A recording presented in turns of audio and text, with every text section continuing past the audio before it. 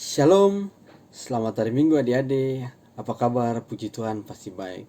Kembali lagi di sini dengan Kakak Bret di Subjenjang Anak Remaja 2. Iya adik-adik, sebelum ketemu memulaikan ketemu punya sekolah minggu di siang hari ini, untuk itu Kakak Bret ajak ketemu semua, mari ketemu berdoa. Berdoa mulai.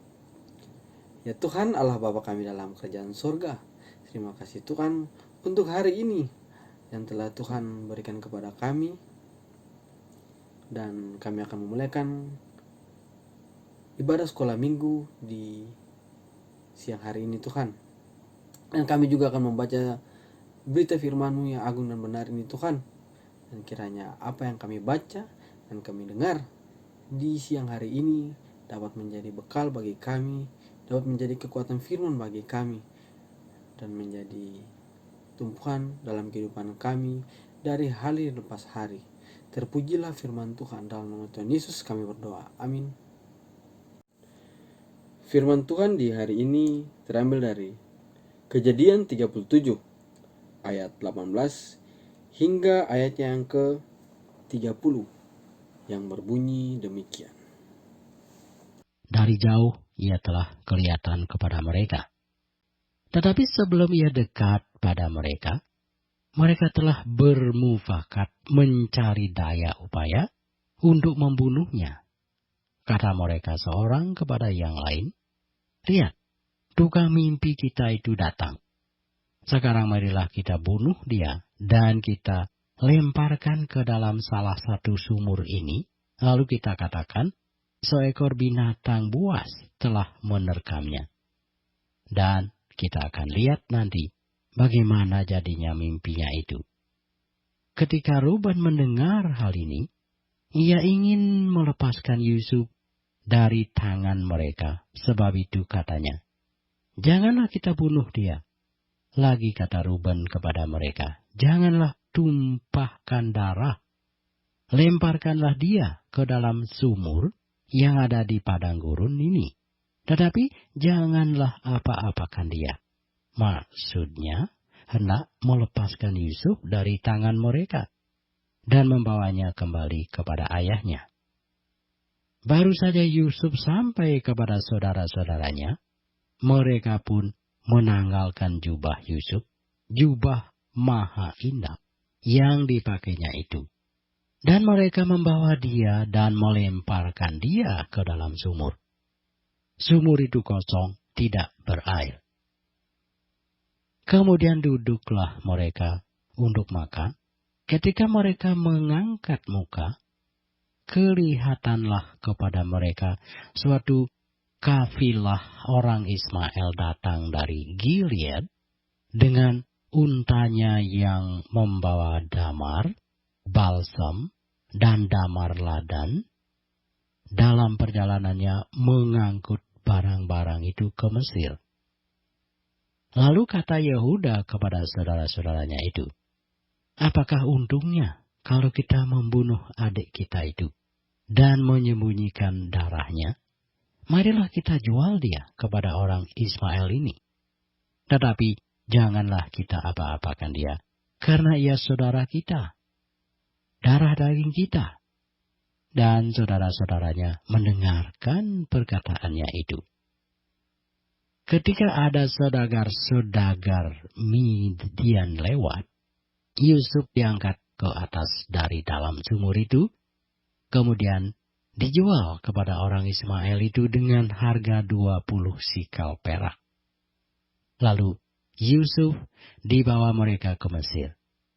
Ketika Ruben kembali ke sumur itu, ternyata Yusuf tidak ada lagi di dalamnya. Lalu dikoyakkannya lah bajunya, dan kembalilah ia kepada saudara-saudaranya, katanya, "Anak itu tidak ada lagi. Kemanakah aku ini?" Iya adik-adik, di sini Kakak Bret mau bercerita singkat mengenai Yusuf ini adik-adik. Jadi Ruben dan Yusuf ini adalah anak dari Yakub. Ruben ini dia anak yang paling sulung dari Yakub, dan kemudian Yusuf ini dia anak kedua yang dari yang paling bungsu. Jadi yang paling bungsu ini Benyamin. Sebelum Benyamin itu ada Yusuf. Di sini Yakub mempunyai 12 orang anak. Kemudian Yusuf ini dia mempunyai paras tampang yang tampan.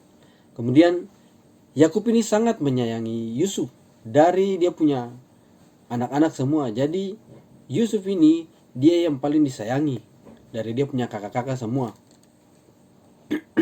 Dan kemudian Yusuf ini dia pernah bermimpi kalau dia punya saudara-saudara akan datang untuk menyembah dia.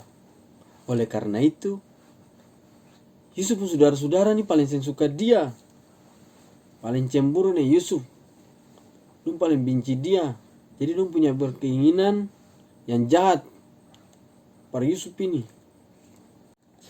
Kemudian adik-adik, Yakub menyuruh Yusuf untuk mengikuti dia punya kakak-kakak di padang untuk menggembalakan kambing domba. Ternyata Yusuf punya saudara-saudara ini berniat jahat untuk membunuh Yusuf. Kasihan. Keputusan saudara-saudara Yakub ini paling tidak etis.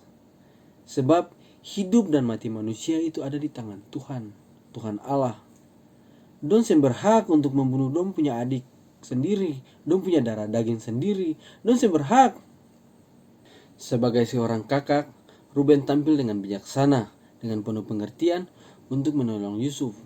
Sebenarnya Ruben ini bermaksud untuk menghindarkan saudara-saudaranya dari tindakan kekerasan, dan ia berniat untuk menyelamatkan dia punya adik dari ancaman kematian. Keputusan Ruben adalah keputusan etis, walaupun ia menaruhkan cara lain dengan membuangnya ke dalam sumur yang kosong. Tetapi Ruben kembali untuk menyelamatkan adiknya. Bahkan ia mengoyak bajunya karena ternyata Yusuf sudah tidak ada. Yusuf sudah dijual kepada saudagar orang Ismail. Iya adik-adik, meskipun Yusuf sudah diperlakukan seperti itu, tetapi Tuhan punya cara lain untuk Yusuf. Punya rencana indah bagi Yusuf.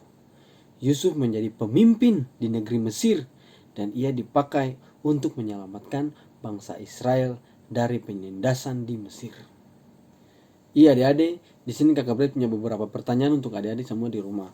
Yang pertama, mengapa Yusuf punya kakak sangat membenci Yusuf?